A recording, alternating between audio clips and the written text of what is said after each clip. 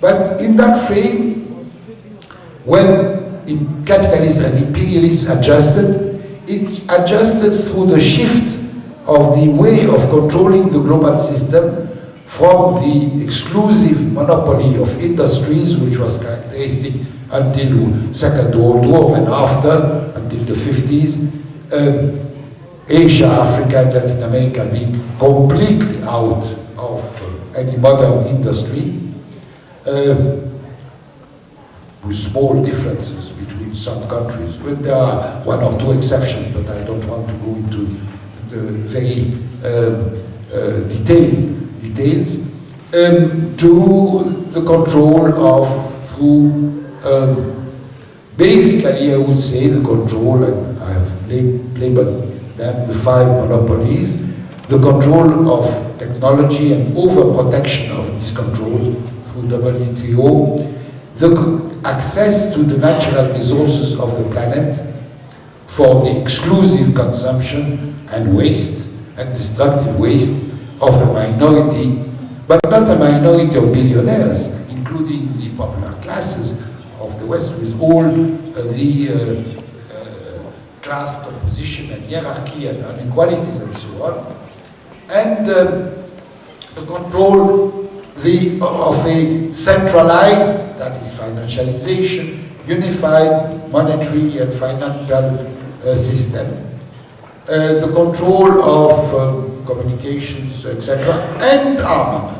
That is fundamental. If you are not nice, we can bomb you. And people who are not nice are bombed. So it's not theoretical. Because that system, that pattern of control through those 5 monopolies, associated with the collective imperialism of the tribe, means something. The choice of a permanent war of the North against the South have started. The first strike on the Middle East, but not the last one, the first one. I'm very happy that it moved into mud very quickly, and perhaps that will prevent from having many other strikes after this first semi-failure until now. Associated with that, and precisely because of the need to have the control of, the absolute control of the natural resources of the planet, for further deepening of the polarization, finally, by making impossible the access for the majority of humankind to the use, good and bad, and including misuse of those natural resources for their own, let's call it, development, with a mixture of features, capitalist and possibly some social dimension, possibly in the frame of some advances towards better. Now, in such circumstances, what I am positive about, might be wrong, but is that those 5 monopolies will be annihilated by the South within the coming 30 years. That is, the South now, the difference between Bandung and now. Bandung, I remember, Bandung could build a political solidarity of the peoples of Asia and Africa, plus Cuba. It was not Latin America, but Bandung, we call it the Allied movement. Yugoslavia played a role. Bandung and non-aligned was Asia, Africa, plus Cuba, and could say plus Yugoslavia. Now, at that time, the countries of the South could develop a political solidarity, and they did, and could use, and they did use, make advantage use of the military bipolarity, not the bipolarity of Cold War, describing the period as Cold War. No, it was not that. And compelling the system, creating for a time a multi-center, multipolar system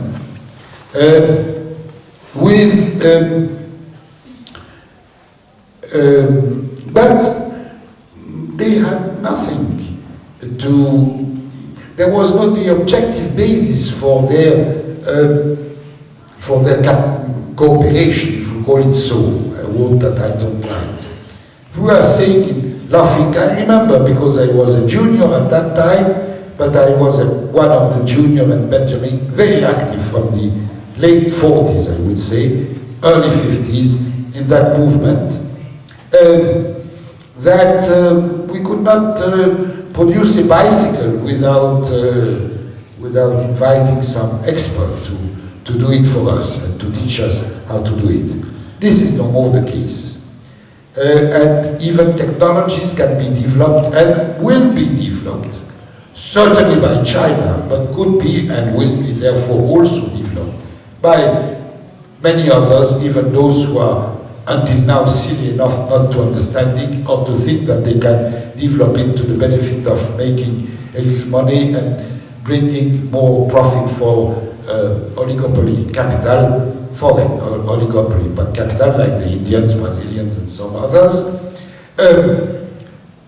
will move to conquer that. Whether this will be used for good technology or bad, it's a matter of struggle, of social struggle.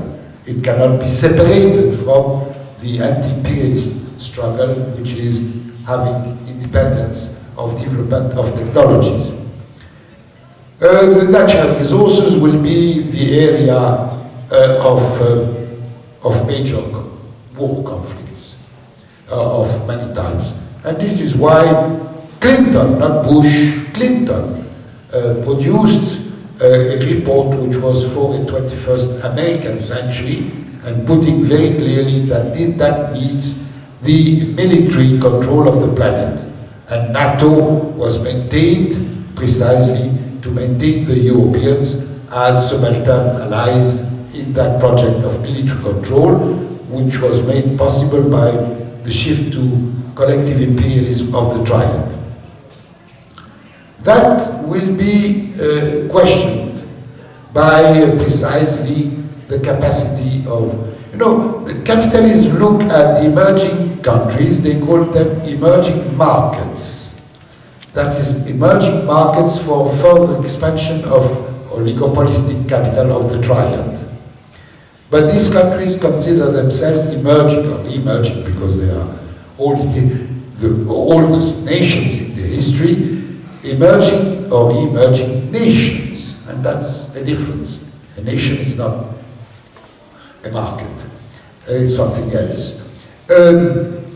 And will therefore be in a position to recapture the control. And that is a good thing, because it will compel more than anything else the Western societies to adjust again to a less wasteful pattern of production and consumption. They will also, now moving to the monetary and financial system, it is breaking down by itself. But there, and that will lead me to the question of global consensus or not, and G20 or something else. Can it be replaced, or should it be, or should we try to replace it by a good or a less bad global consensus, therefore, on rearranging a global integrated monetary and financial system? Now, there are many people of good faith who say we need it, because the challenge being global, the response should be global. It's very abstract, and it's not. History doesn't move in that way. The challenge is global, but the answer will be not global, and it is the eventual convergence of the different answers which may reconstruct another stage of a global system, hopefully not exclusively or completely capitalist in its nature on the long road to socialism. And that is one of the strategic targets of the Group of Shanghai. The Group of Shanghai has China, Russia, Central Asia, Iran, and quite attractive, but with serious problems, with respect to India and some countries of Southeast Asia, basically Malaysia and Thailand. On their agenda is one, not suggesting through a consensus at the G20, they go at the G20, it's an attempt of the G7 to co-opt them, but it doesn't work, because they are completely silent there, particularly the most powerful of them, China, which means that they don't pay big attention, and they continue their independent initiatives, which is the main point. But by replacing it by subsystems, but subsystems which would correspond to 65% already of humankind, which is not a small region. And you have even in Latin America things of that kind with ALMA, with and other projects. We, in those circumstances, what is going to develop, in my opinion, are independent initiatives of the South, or put in plural, if you want, the Souths, with very vulnerable countries also among them. But the very vulnerable countries will understand to various degrees and gradually that they can be less vulnerable if they associate with the strongest countries of the South. And that is going, in my opinion, is going to happen.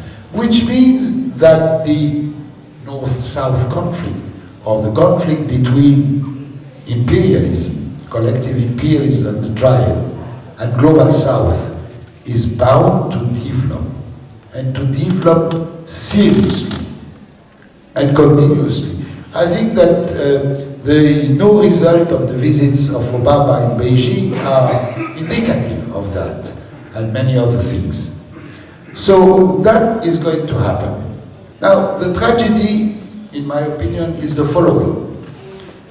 That is a remake of the 20th century, meaning that the world changes basically through the process of growing liberation, call it as you want, of the South, of the peripheries, without having an echo in the centers, in the class struggle and political struggle for progress in the centers. There's this dichotomy which characterized from 1917 to 1955, to Bandung and after, what happened really in the 20th century would, in different conditions, of course, very different, repeat, with, therefore, the same limits, the same contradictions, and possibly the same patterns, or similar, not same, analogous rather than similar even, patterns of limits and contradictions, erosions that happened with the first wave. That would be a disaster. That would be very sad. I'm half optimistic, half pessimistic. I think that this will develop. Will it have an echo or not? And there, it is for that reason